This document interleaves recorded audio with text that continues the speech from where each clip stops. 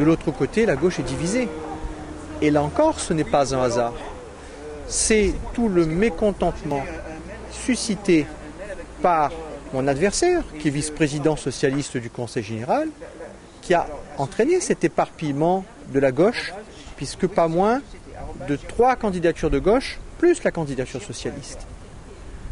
Et aujourd'hui, vous avez donc en présence un rassemblement du centre, de la droite, du camp départementaliste qui se fait sur mon nom, et une gauche qui s'affronte.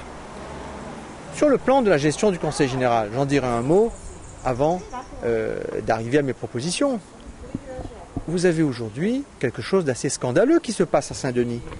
Et je vous montre les taxes foncières qui pleuvent ces jours-ci dans les boîtes aux lettres des Réunionnais. La part du Conseil général augmente de plus de 33%. Les contribuables dionysiens voient leurs fiches d'impôt s'envoler, plusieurs centaines d'euros parfois. Alors, je dis, ceci est anormal et moi je m'engage, si je suis élu, à voter contre toute nouvelle augmentation de la fiscalité. Par ailleurs, que fait-on? On essaye d'engranger plus de recettes, mais par ailleurs, on diminue les crédits sur les personnes âgées. On tente de brader le VVF de Saint-Gilles, qui est un outil de vacances populaires.